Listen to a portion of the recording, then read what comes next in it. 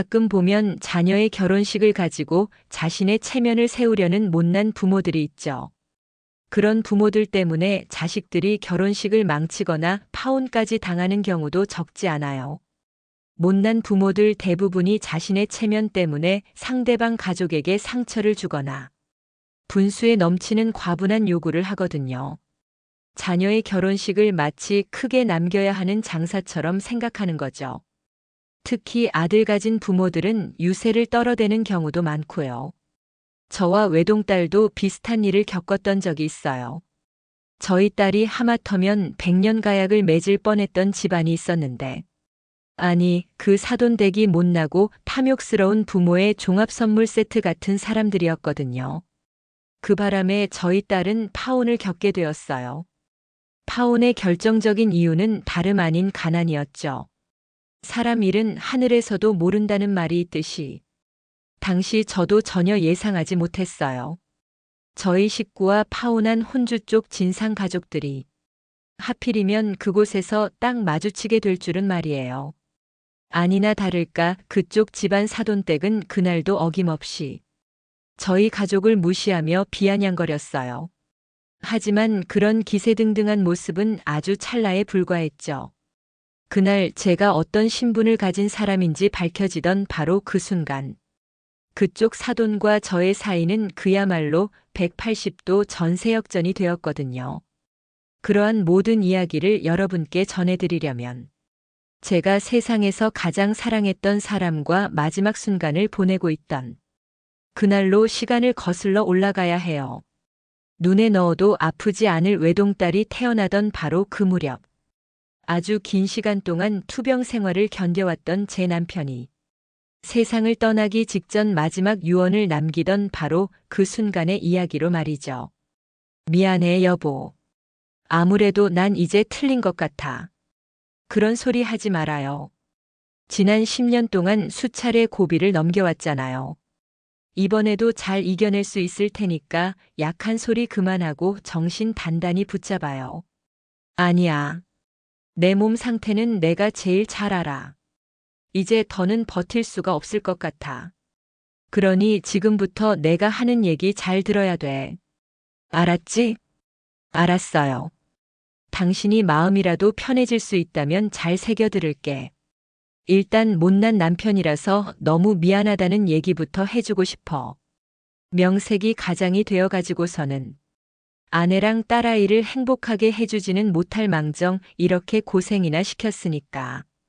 고생이라고 생각한 적 없어요.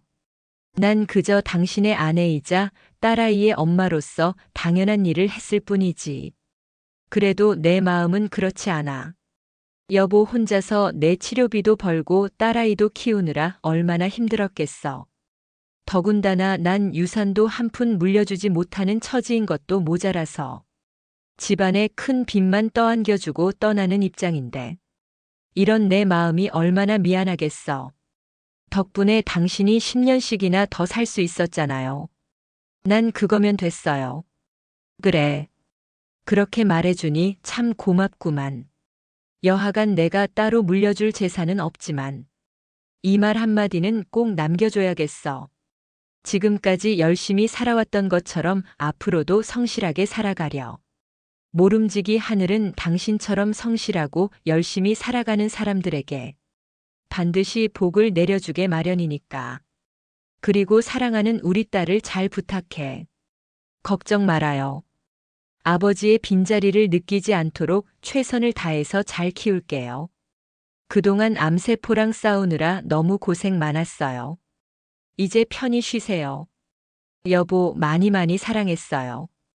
그때 제가 남편의 유언을 들으며 이제는 편히 쉬라는 말밖에 해줄 수 없었던 이유는 저희 남편이 자그마치 10년 동안 이루 형언할 수 없는 고통을 견디며 암투병을 해왔기 때문이었어요. 저희 외동딸이 막 태어나던 무렵에 처음으로 위암 진단을 받고 항암 치료를 시작했는데 위암이 치료되나 싶던 찰나에 다른 부위에 암세포가 전이되어서 재발하고 또 치료가 잘 되나 싶으면 또 다른 부위에서 재발하기를 10년씩이나 반복했어요. 그러다 결국 암의 일종인 백혈병으로 인해 세상을 떠나고 말았던 거죠. 이처럼 끊임없는 고통 속에서 10년을 버텨준 것만도 기적이었고, 그 긴 시간 동안 계속해서 괴로워하는 남편을 곁에서 지켜보았던 저였기에 오랜 투병 생활을 뒤로 한 채로 눈을 감는 남편에게 더는 아프지 말고 푹 쉬라는 마지막 인사를 건넬 수밖에는 없었던 거죠. 한편 남편이 투병 생활을 이어갔던 10년 사이에 저희 집 가세는 아주 심각하게 기울어버리고야 말았어요. 저희 집은 원래도 가난한 가정이었던 데다가 남편의 긴 투병 생활 동안 정말 어마어마한 비용이 치료비로 들어갔거든요. 물론 저는 아내로서 하늘을 우러러 한 점 부끄러움도 없을 만큼 최선을 다했어요. 여자 혼자의 몸으로 할 수 있는 일이라면 가리지 않고 해서 남편의 병원비와 딸아이의 양육비 그리고 생활비를 벌었죠. 당시 제가 주로 했던 일은 부잣집 사모님 댁 가사도우미 일과 여러 회사의 사무실 청소였어요. 낮부터 저녁까지는 가사도우미로 일하고 직장인들이 모두 퇴근한 야심한 시간부터 새벽까지는 텅 빈 사무실 청소를 했어요. 그러는 한편으로 여러 식당에서 아르바이트도 했고 건물 청소와 관리 일도 하는 등 그야말로 몸이 부서져라 열심히 일했어요. 그나마 다행이었던 점은 제가 워낙에 일머리 하나는 좋게 타고났다는 것이었어요. 덕분에 저는 최소한 일자리를 구하느라 고생하지는 않았어요. 제가 일 잘한다는 소문이 워낙에 파다하게 퍼졌던 덕분에 일감을 주시겠다는 분들이 정말 많았거든요. 또 그 덕분에 남편의 장례식도 아주 잘 치를 수 있었어요. 그동안 제가 모셨던 부잣집 사모님들이 모두 조문을 와주셨고, 제가 청소나 건물 관리를 해드렸던 사장님들께서도 거의 모두 장례식에 참석해 주시거나 바쁜 일정 때문에 참석하지 못하실 경우에는 직원들을 시켜서라도 부조금을 잘 챙겨주셨거든요. 이만하면 제가 얼마나 일머리가 좋았고 성실하게 일했는지 여러분들께서도 충분히 짐작 가능하실 거라고 생각해요. 보통 저처럼 일하는 사람들은 하대와 무시를 당하기 일쑤인데 전혀 그렇지 않았을 뿐더러 남편의 장례식을 잘 챙겨주셨을 정도였으니까요. 아무튼 수많은 조문객분들께서 남겨주신 부조금은 남편의 장례식 비용과 병원비의 일부를 갚는 일에 감사히 잘 썼어요. 하지만 공교롭게도 저는 아주 많은 빚을 떠안게 되고야 말았어요. 제가 아무리 열심히 일해서 돈벌이를 했다 한들 남편의 병원비는 저 혼자서는 감당할 수 없는 수준이었거든요. 거기다 생활비와 외동딸 양육비까지 혼자 충당해야만 했었기에 병원비의 많은 부분이 빚으로 남게 되어 버렸어요. 다만 그런 절체절명의 위기 속에서도 저는 좌절하거나 주저앉지 않았어요. 절대로 그럴 수가 없었어요. 저에게는 지금처럼 열심히 살아달라는 남편의 유언도 있었을 뿐더러 남편이 이 세상에 남긴 너무나도 소중한 유산이 하나 있었던 까닭이었어요. 그 유산은 바로 10살짜리 국민학생 외동딸이었죠. 이에 저는 남편의 장례를 마치던 바로 그날부터 다시금 치열한 삶을 살아가기 시작했어요. 하루에 적어도 2탕씩, 많은 날에는 이를 3탕씩 뛰어가면서 집안에 쌓인 빚도 갚고 딸아이를 잘 건사하기 위해 최선을 다했죠. 하지만 그러다 보니 어린 딸아이에게는 자꾸만 미안한 일이 생기게 되더라고요. 다른 집 부모들처럼 좋은 음식을 먹이고 좋은 옷을 입혀주는커녕 유달리 머리가 좋은 편이었던 딸아이를 학원 한 번 제대로 보내준 적이 없었으니까요. 마음 같아서는 빚을 내서라도 딸아이를 부족함 없이 잘 가르치고 싶었지만 당시 저는 더는 빚을 늘릴 수 있는 처지조차 되지를 않았어요. 제가 열심히 일해서 벌어온 돈은 그동안 쌓여있던 빚을 갚고 나면 생활비로도 빠듯할 정도로 얼마 남지 않은 상황이기도 했고요. 그러던 어느 날의 일이었어요. 제 딸아이가 조심스럽게 이런 말을 하더라고요. 있잖아요, 엄마. 저 이번 수학여행 안 갈래요. 친구들 다 가는 수학여행을 혼자만 안 가겠다고. 혹시 수학여행비가 많이 비싸니? 설마 돈 때문에 이러는 거야? 물론 수학여행비가 비싼 것도 있지만 꼭 그래서 안 가려는 건 아니에요. 시간이 아까워서 가고 싶지 않은 거죠. 시간이 아깝다고? 그건 또 무슨 소리니? 엄마가 저를 위해서 얼마나 열심히, 얼마나 힘들게 일하시는지 잘 알아요. 그런 제가 수학여행 같은 일에 괜히 시간 낭비를 할 수는 없잖아요. 그럴 시간 있으면 차라리 책상 앞에 앉아서 책이라도 한 장 더 보는 게 훨씬 낫죠. 물론 딸의 입장에서는 고생하는 엄마를 향한 효심으로 했던 말이겠지만, 그런 말을 듣는 제 마음은 정말 무너져 내리는 것 같은 심정이었어요. 그래, 우리 딸 마음은 잘 알겠어. 고생하는 엄마를 위해서 열심히 공부해서 꼭 훌륭한 사람이 되겠다는 효심도 너무나도 고맙고. 그지만 희정아, 엄마는 말이야. 비싼 학원은 못 보내주더라도 최소한 학교에서 시켜주는 공부만큼은 최선을 다해 뒷바라지 시켜주고 싶어. 글쎄요. 수학여행이 공부는 아니잖아요. 물론 책상 앞에 앉아서 하는 공부는 아니지만 넓은 세상을 여행하면서 견문을 넓히는 것 또한 아주 중요한 공부란다. 학교에서도 그래서 일부러 수학여행을 추진하는 거고. 그건 엄마 말씀이 맞는 것 같아요. 그럼 힘들겠지만 저 수학여행 보내주세요. 견문을 많이 넓히고 온 다음에 꼭 훌륭한 사람이 되어서 보답해 드릴게요. 그래, 그러거라. 마침 이번 달에는 엄마한테 여유돈이 조금 남았으니까 내일 바로 학교에 수학여행비 낼게. 그나마 다행이었던 건 마침 저에게 여유돈이 조금 남아 있었다는 것이었어요. 제가 야간에 사무실 청소를 하는 회사 사장님께서 어쩌면 이렇게 회사가 매일같이 깔끔할 수 있냐면서 손수 금일봉을 주셨거든요. 덕분에 저는 딸아이의 수학여행비를 낼 수 있었는데요. 딸아이는 제 생각보다 훨씬 똑똑한 녀석으로 자랐고 동시에 더할 나위 없는 효녀로 성장했어요. 남들처럼 비싸고 좋은 학원 한 번 못 다녀봤으면서도 고등학교를 졸업하던 그날까지 전교 1등을 단 한 차례도 놓치지 않았고요. 수능 시험도 너무 잘 봐서 명문대 경영학과에 수석 입학까지 했어요. 저희 딸아이는 대학교를 다니는 내내 저에게 손 한 번 벌리지 않았어요. 시험을 볼 때마다 전액 장학금을 받아온 덕분에 애당초 등록금을 낼 필요조차 없었고요. 나머지 필요한 생활비나 학비들도 과외 아르바이트를 해서 스스로 마련했죠. 거기서 끝이 아니었어요.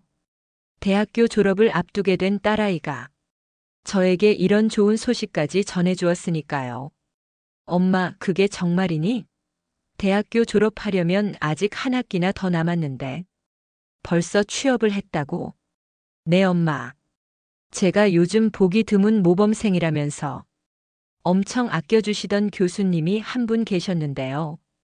그분께서 꽤 좋은 회사에 추천서를 써주셨어요.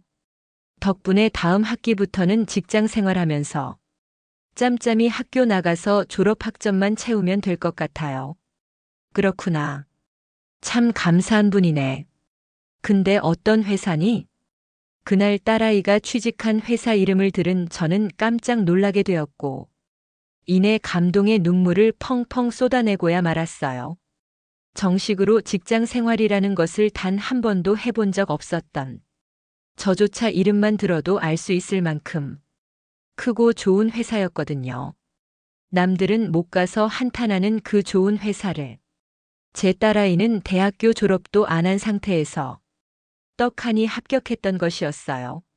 물론 그날의 감동은 거기서 끝이 아니었죠. 그동안 혼자서 많이 힘드셨죠, 엄마? 이제는 아무 걱정하지 마세요. 제 월급으로 아직 남아있는 빚도 같이 갚아드리고 생활비도 보태드릴게요. 그니까 엄마 이제 일은 조금 줄이셔도 될 것 같아요. 요즘에도 하루에 2탕씩, 3탕씩 일을 다니시잖아요. 응애응애 하고 태어났던 그 조그마한 녀석이 언제 이렇게 다 큰 어른이 되어서 엄마의 마음을 어루만져 주는지 부모인 저로서는 더할 나위 없이 기쁜 마음이었는데요. 다만 저는 엄마를 도와서 빚을 갚겠다는 딸아이의 제안만큼은 거절했어요. 엄마는 우리 희정이 마음만 고맙게 잘 받을게. 그럼 앞으로도 지금처럼 계속 힘들게 일하시라고요? 그러다 건강이라도 크게 상하면 어쩌시라고요?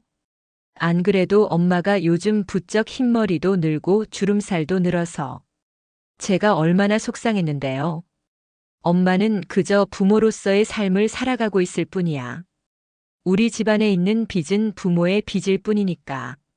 외동딸인 너에게까지 물려줄 수는 없단다. 엄마는 장차 우리 희정이가 결혼할 때 남들처럼 크게 뭔가를 해줄 수 있는 입장도 아니잖니.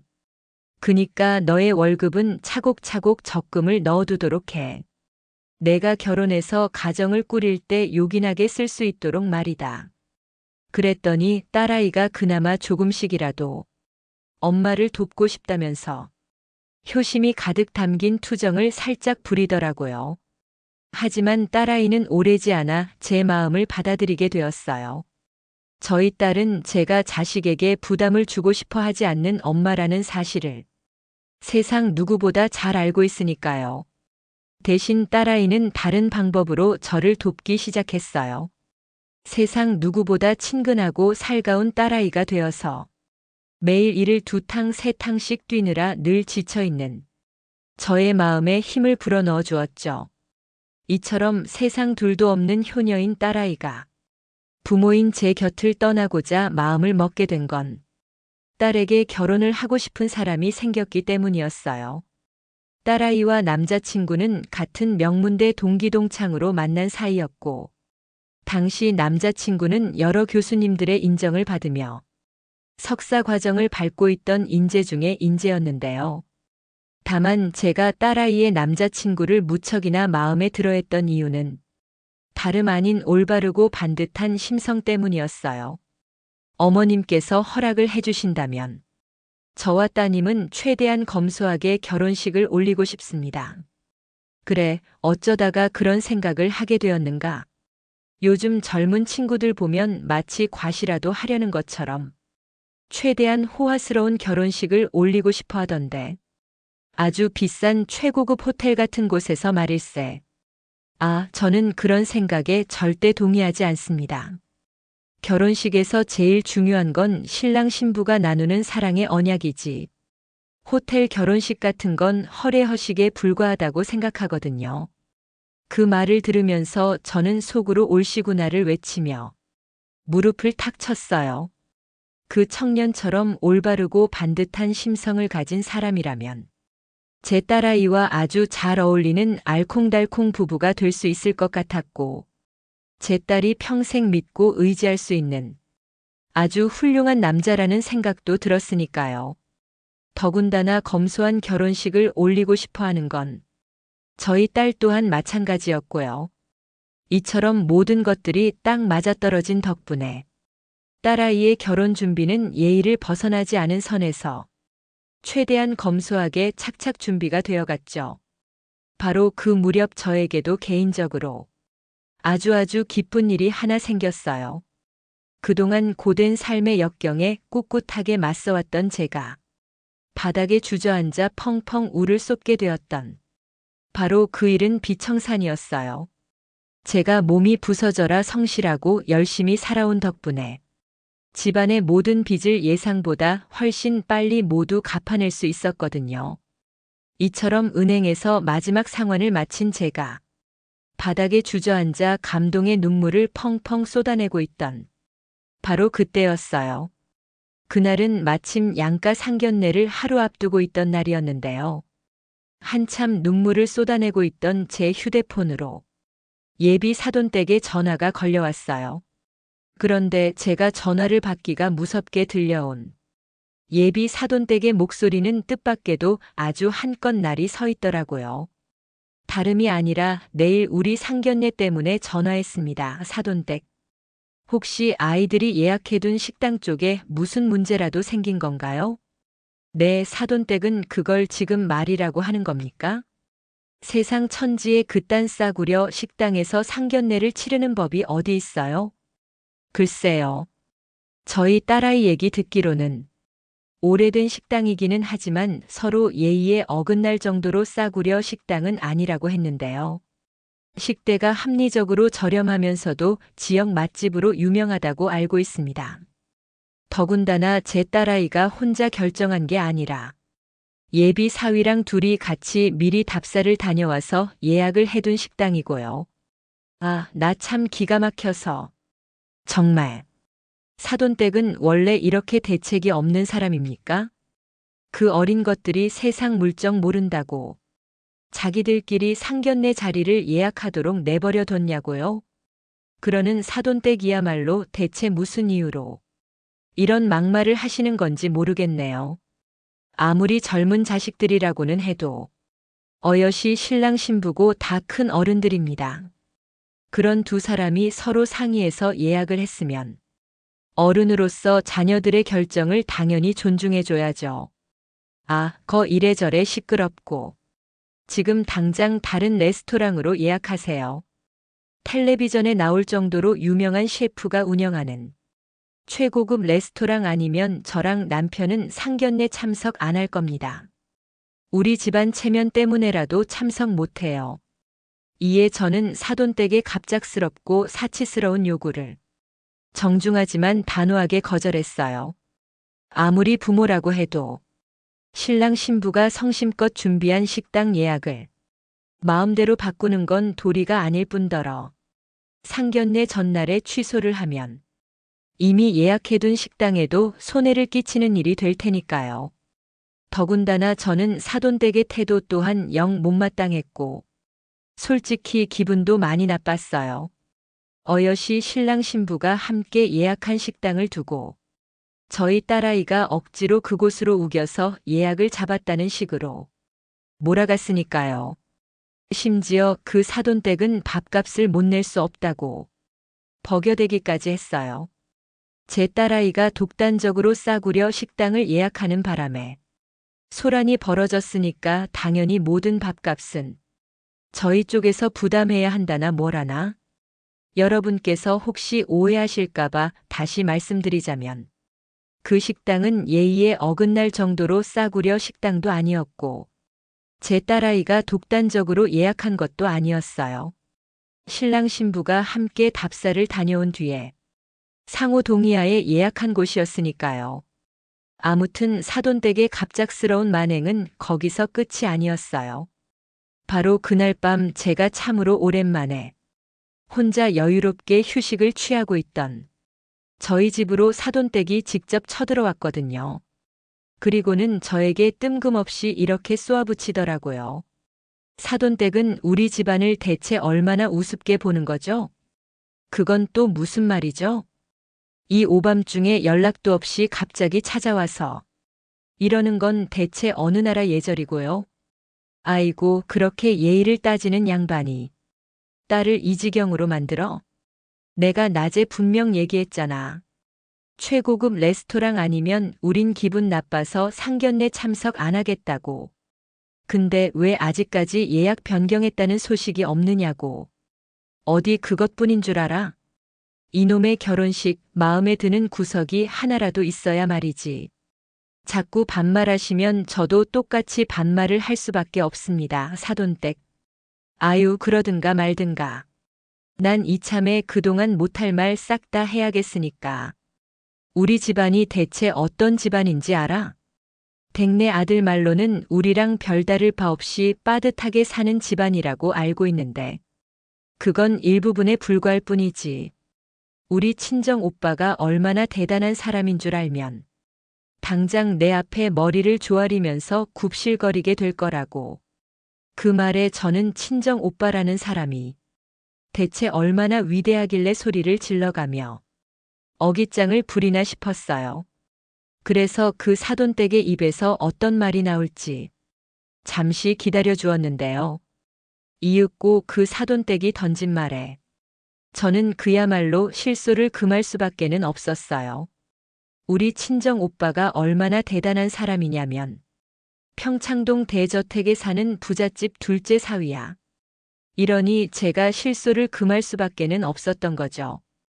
기껏 꺼내놓은 자랑이라는 게 우리 친정 오빠 부잣집에 장가 잘 갔소 하는 것이었으니까요.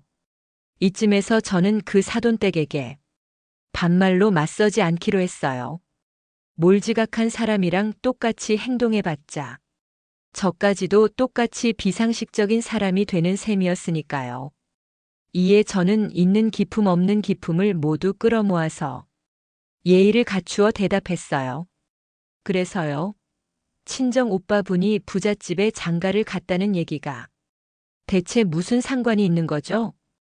그분이 직접 자수성가해서 사돈댁의 집안을 크게 일으켜 세운 것도 아니잖아요. 당연히 상관이 있는 얘기지. 우리 오빠가 부잣집 가문의 사위니까 나랑 우리 아들도 그만한 대접을 받을 권리가 있는 거잖아. 근데 지금 우리 아들 결혼식 추진되는 꼴이 이게 대체 뭐냐고. 딸 직장도 그냥 평범하지. 혼수랑 예물이랑 예단도 그저 그렇지. 이 정도면 나랑 우리 아들을 우습게 봐서 싸구려 결혼식을 올리겠다는 소리밖에 더 되겠어? 아, 그러세요. 그럼 아드님한테 직접 말씀하시죠. 사치스럽고 호화스러운 결혼식 아니면 허락 안 하겠다고. 그럼 저도 댁내 아드님을 진작에 반대했을 테니까요. 뭐가 어쩌고 어째? 내가 감히 애지중지 키운 우리 아들을 반대하겠다고. 가난하고 없이 사는 주제에 대체 우리 집안을 뭘로 알고 입은 틀어졌어도 말은 똑바로 합시다. 그쪽 집안이나 저희 집안이나 가난하게 지내기는 마찬가지죠. 친정 오빠라는 사람이 부잣집에 장가를 잘 갔다는 사실이 사돈댁을 귀족으로 만들어주는 것도 아니고요. 더군다나 저희 딸도 댁내 아드님만큼이나 애지중지 소중하게 키운 자식입니다. 야, 목소리 큰 것 좀 보소. 하기사 원래 없이 사는 천한 것들이 거칠고 드세니까. 일단 내가 잘난 친정 오빠를 둔 귀부인으로서 한번 참고 넘어갈 테니까. 딸 자식 우리 집에 시집 보내고 싶으면 지금부터 내가 정해준 대로만 해. 알았어?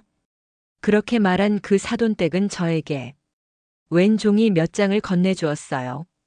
이번엔 또 뭔가 싶어서 그 종이를 읽어본 저는 그야말로 어이가 없는 심정이었어요.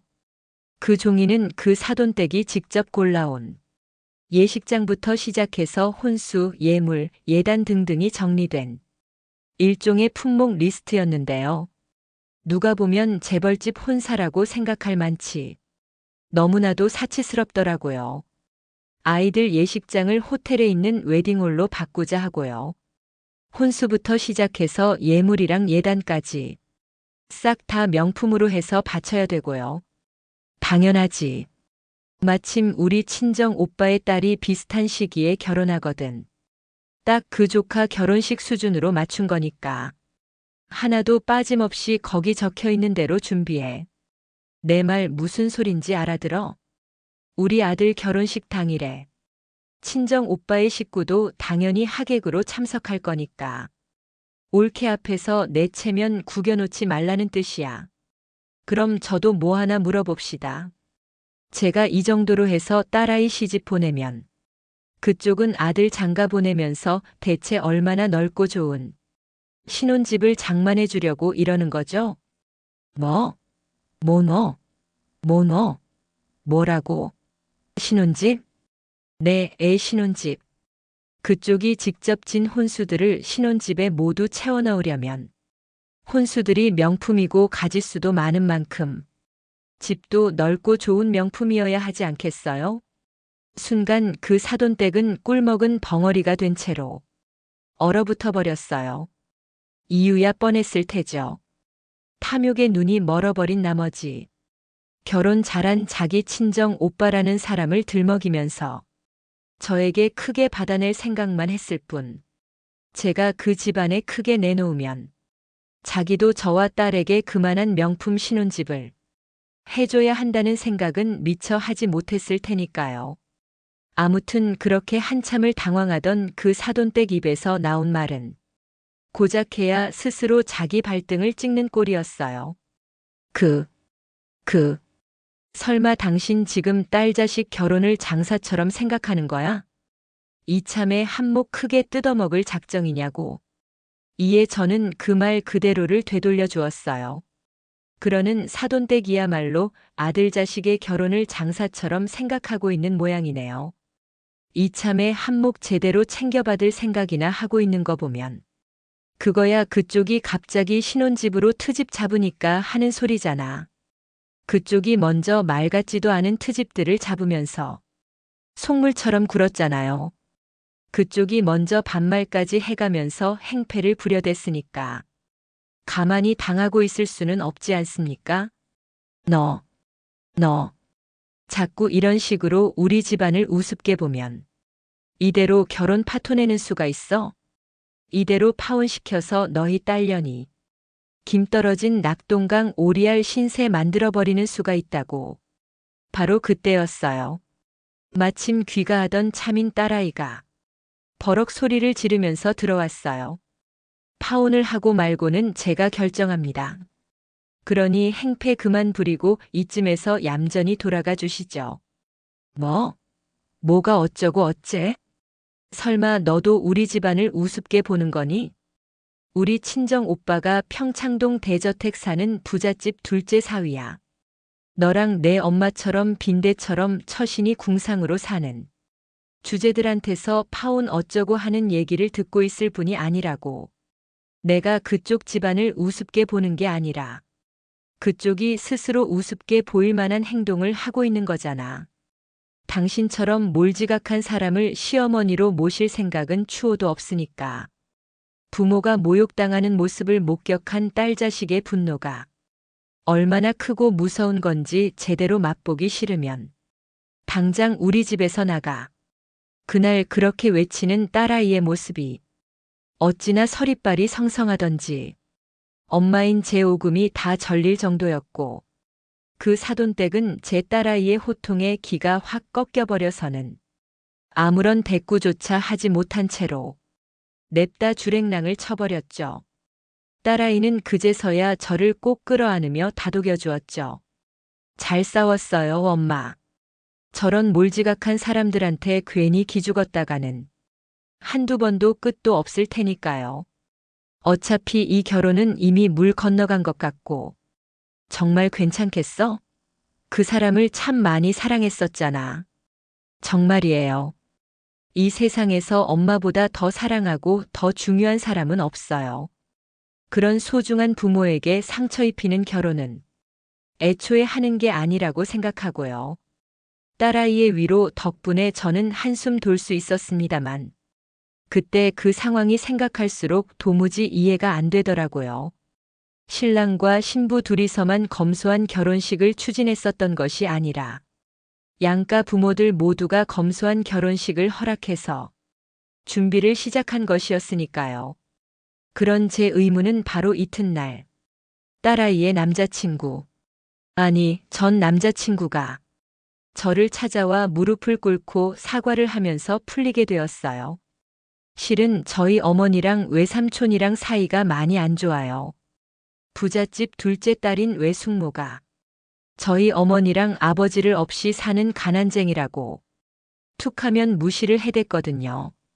그게 대체 내가 겪은 일이랑 무슨 상관이 있다는 게야? 설마 자네 모친이 자격지심 때문에 우리 집까지 쳐들어와서 행패를 부렸다는 게야? 그 설마가 맞습니다. 얼마 전에 외숙모가 저희 엄마랑 아버지 속을 아주 제대로 긁어놓았던 모양이더라고요. 자기네 딸 억소리 나는 돈 들여서 찌집어난 호텔 결혼식으로 올린다면서요. 그래서 저희 엄마가 질투심이랑 자격지심 때문에라도 그 집이랑 똑같은 수준으로 결혼식을 올리고 싶어진 거고요. 솔직히 저도 저희 부모님이 지긋지긋합니다.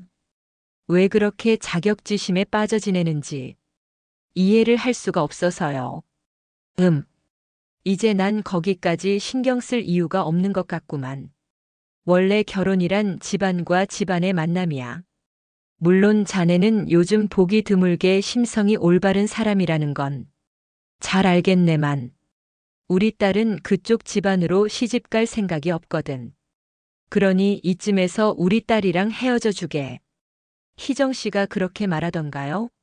저랑 헤어질 거라고. 당연하지. 우리 딸이 자네한테 대신 말 좀 전해달라더구만. 자네를 사랑하지만 엄마한테 상처 입히는 결혼은 절대로 할 수 없으니 이만 헤어져 달라고. 그날 그렇게 저는 딸아이를 대신해서 파혼을 공식적으로 선언했는데요. 며칠 뒤 그 집 사돈댁이 또 저를 찾아와서 바짓가랑이를 붙잡고 늘어지더라고요. 자기 아들이 못난 부모 때문에 사랑하는 사람과 헤어지게 되었으니 엄마가 직접 가서 용서도 받고 다시 결혼을 성사시키지 않으면 당장에 의절하겠다고 선언했다면서 애걸했어요. 하지만 저는 이렇게 거절했어요. 질투심과 자격지심에 찌들어 사는 시부모한테 우리 딸 시집 보내면 앞으로 고생할 일이 뻔해. 당신들 같은 못난 부모한테는 우리 딸 시집 보낼 생각 없으니까 확 소금 뿌려서 쫓아내기 전에 내 앞에서 썩 사라져. 그러지 말고 한 번만 너그럽게 용서해 주세요, 사돈댁. 이대로 파혼나게 되면 우리 아들이 진짜 부모랑 인연을 끊어버릴 기세라고요. 그동안 애지중지 키운 아들 6과의 천륜을 이대로 잃어버릴 순 없지 않습니까? 그쪽 아들이 내 앞에 와서 뭐라고 말했는지 알아? 자기도 엄마랑 아빠가 이해 안 되고 지긋지긋하다더라. 자식 입에서 오죽했으면 그런 말이 나왔을까? 천륜은 그쪽 아들이 끊어낸 게 아니라 그쪽이랑 그쪽 남편이 잘라낸 꼴이니까 앞으로 평생 후회나 하면서 살아. 그 말을 끝으로 저는 그 사돈댁을 뿌리치며 대문을 쾅 닫아버렸어요. 그러자 잠시 오열하며 용서해달라고 애걸복걸하던 그 사돈댁은 결국 실신해서 구급차에 실려가고야 말았죠. 물론 그때 저는 그 사돈댁을 향한 일말의 동정심조차 없었고 오히려 마침내 그 지긋지긋한 사돈댁을 떨궈낼 수 있게 되었다면서 안도했어요. 당시 저는 그날부로 그 집과의 악연이 모두 끝났다고 생각했어요. 그런데 그로부터 딱 3년 뒤 어느 날의 일이었어요. 그날은 저와 딸아이에게 있어서 무척이나 중요한 날이었어요. 지난날 파혼을 겪었던 딸아이가 새 남자친구에게 마침내 프로포즈를 받았다면서 새 사위감을 정식으로 인사시켜주는 날이었거든요. 날이 날이니만큼 저와 딸아이 그리고 예비 사위는 아주 훌륭한 고급 레스토랑에서 화목하게 식사를 하고 있었는데요. 저희가 한창 즐겁게 대화를 나누고 있던 바로 그때 식사를 마치고 레스토랑을 떠나던 여자 하나가 멀리서부터 저를 향해 뚜벅뚜벅 걸어오더라고요. 저는 그 여자가 누구인지를 한눈에 알아볼 수 있었어요. 3년 전 파혼했던 전 사돈댁, 아니 그 몹쓸 사돈댁이었거든요. 먼저 말을 걸어온 쪽은 그 사돈댁이었어요. 그 사돈댁은 저에게 아주 대놓고 비아냥거렸어요. 어머, 여기서 마주치네. 여기 아주 많이 비싼 레스토랑인데. 사는 게 빠듯한 사돈댁이 이런 곳은 대체 무슨 돈으로 오셨을까? 물론 저 또한 지지 않았죠. 그러는 그쪽이야말로 아들이랑 의절하고 잘 지내나 모르겠네. 그거 남의 집 아픈 상처 들쑤시지 말고 어떻게 여기서 비싼 밥을 먹고 앉았는지나 얘기해. 우리 딸이 만나는 새 사위감이 정식으로 결혼 허락해달라고 마련한 자리야. 야, 검소한 결혼식 어쩌고 해대더니 그런 모습들은 결국엔 다 가면이었던 모양이지. 가면 뒤에 숨겨져 있던 진짜 모습은 역시나 속물이었어. 그지? 그때 우리 아들이랑 그렇게 단호하게 파혼한 이유를 이제야 알겠네. 그때 내가 실수를 조금 했기로 하니 그걸 트집 잡아서 일부러 파혼시킨 거잖아. 너 그 딸 자식을 부잣집에 시집 보내가지고 사위덕 보면서 지금처럼 호의호식 하려고. 내가 어디 그쪽 같은 생각이나 하면서 사는 사람인 줄 알아. 오늘 이 자리는 우리 형편치고는 아주 검소하게 마련한 자리니까. 괜히 쓸데없는 착각하지 마. 아이고, 거짓말하고 있네. 그쪽처럼 없이 사는 주제에. 이런 고급 식당에서 밥 한 끼 먹으려면 몇 달째 생활비를 아끼고 아껴야 겨우 올 수 있다는 걸 내가 모를 줄 알아? 아휴. 그러는 그쪽이야말로 여기는 어쩐 일이래. 그쪽 내 집안도 과거의 나처럼 아주 빠듯한 형편이라는 건 내가 뻔히 아는데. 우리 남편이 1년 전에 부장으로 승진했거든. 덕분에 이 정도 호사는 자주 누리면서 살 수 있게 됐고. 어때? 부럽지? 마침 저만치 계산대 쪽에서 그 사돈댁 남편. 그러니까 저에게는 전 사돈 양반인 것으로 추정되는 남자의 목소리가 들려왔어요. 뭐 하고 있어, 여보? 계산 끝났으니까 얼른 집에 가자. 늦게 출발하면 차 막혀. 그 목소리에 무심코 돌아본 저는 전혀 예상치 못한 상황에 회심의 미소를 지었어요. 그리고는 몹쓸 사돈댁에게 이렇게 물어보았죠. 저 사람이 1년 전에 부장으로 승진했다던 그쪽 남편 맞지? 왜? 부러워? 내 남편이 부하 직원을 여러 거느린 부장님이 됐다니까. 부럽다기보다는 그쪽한테 경고 한마디를 해주고 싶어서. 지금 이 시간부로 나한테 존댓말을 또박또박 올려 붙이는 게 좋을 거야. 허이구. 이 사돈댁이 예비 사위한테 비싼 밥 잘 얻어먹고 갑자기 뭔 헛소리래. 바로 그때였어요. 그 사돈댁 남편이 손에 밥값 계산한 카드 영수증을 든 채로 제가 있는 쪽으로 다가오더군요. 자기 아내에게 뭘 비비적거리냐고 타박하던 전 사돈 양반은 무심코 제 얼굴을 돌아보기가 무섭게 허리를 90도로 꾸벅 숙여가며 이렇게 인사했어요.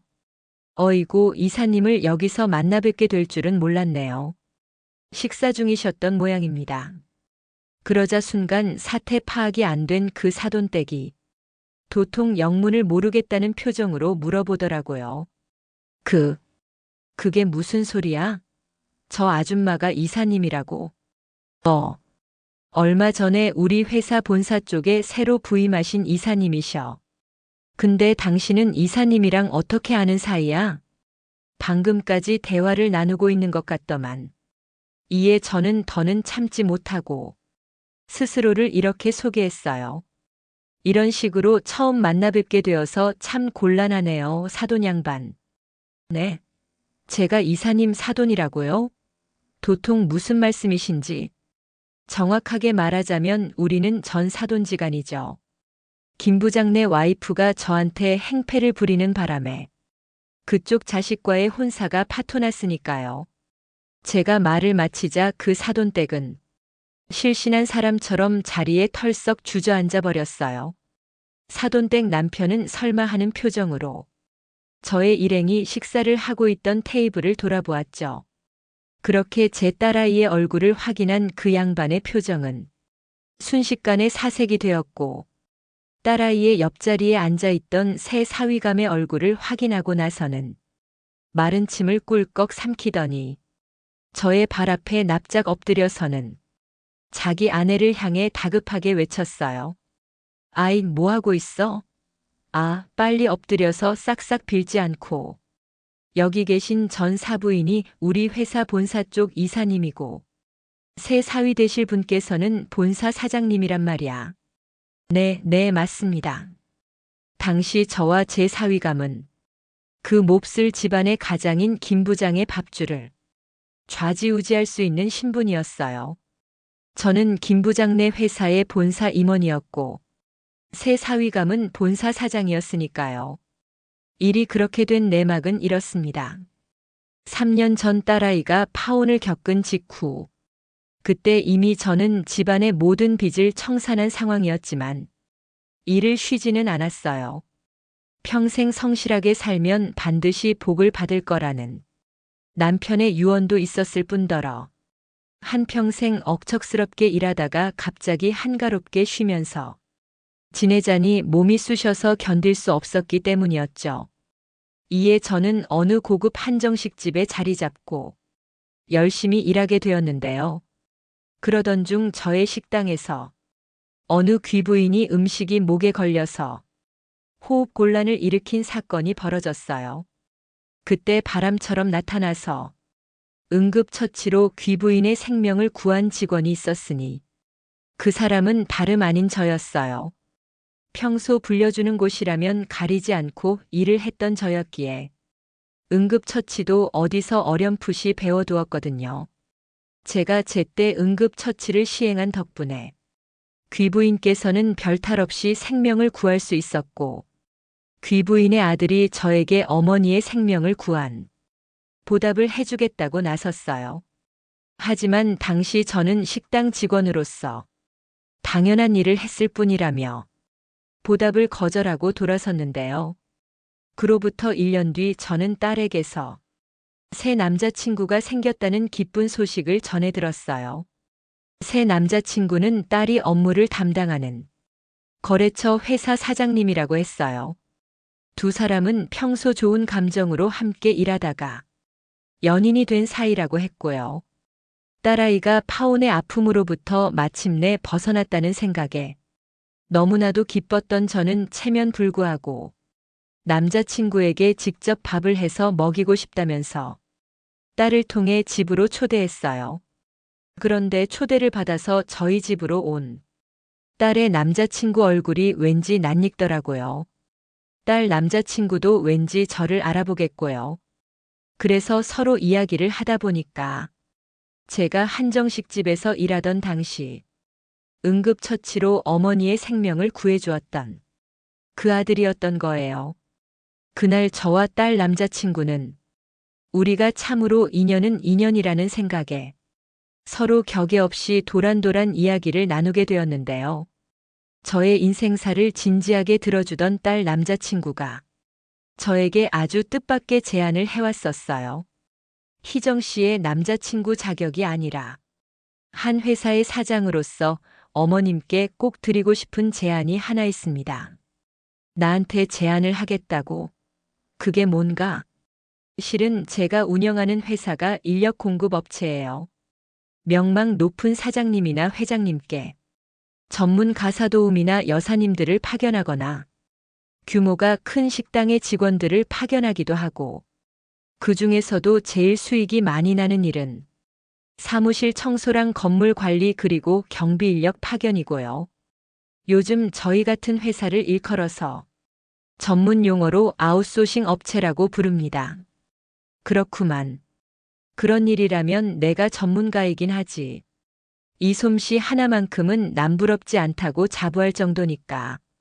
그지만 미안해서 어쩌나. 난 이미 와서 일해달라는 곳이 많아. 너무 많아서 매번 거절하기가 미안할 정도로 말일세. 제가 어머님을 모시고 싶은 자리는 파견 나가는 직원들의 교육을 담당해 주시는 고문 역할입니다. 나더러 파견 나가는 직원들 교육을 담당해 달라고. 아휴 글쎄. 난 한평생 일만 열심히 해왔지. 누구를 가르쳐 본 적은 없는데. 그러자 줄곧 곁에서 듣고 있던 딸아이가 한마디 거들었어요. 그러지 말고 한번 해봐요, 엄마. 엄마는 저한테 세상에 둘도 없는 인생 선생님이셨으니까. 다른 직원분들도 잘 가르칠 수 있을 거예요. 남들이 다들 힘들다고 부르는 힘든 일을 하시면서도 그 큰 빚을 모두 갚아내셨던 경험도 남자친구의 회사에 엄청 큰 도움이 될 거고요. 제 생각도 그렇습니다. 어머님의 경험과 노하우가 저희 회사에 큰 도움이 될 수 있을 거예요. 어머님께서는 저희 업종에서 30년 경력을 가진 전문가이자 둘도 없는 베테랑이시니까요. 그런 말에 제가 곰곰이 생각해보니 문득 이런 생각이 들더라고요. 남편이 세상을 떠나면서 유언으로 남긴 열심히 성실하게 살면 반드시 복을 받을 수 있다는 말이 바로 지금이 아닐까 하는 생각 말이에요. 그렇게 저는 딸 남자친구의 제안을 받아들여 회사 직원들이 파견을 나가기 전에 교육을 담당하는 고문 활동을 시작했어요. 지난 30년간의 모든 노하우를 아낌없이 전수해 주었죠. 그 결과 사위의 회사가 고객님들과 회사들로부터 아주 좋은 평가를 받으며 승승장구하기 시작했어요. 사위의 회사 하나만으로는 감당이 안 될 정도로 수주가 늘어났거든요.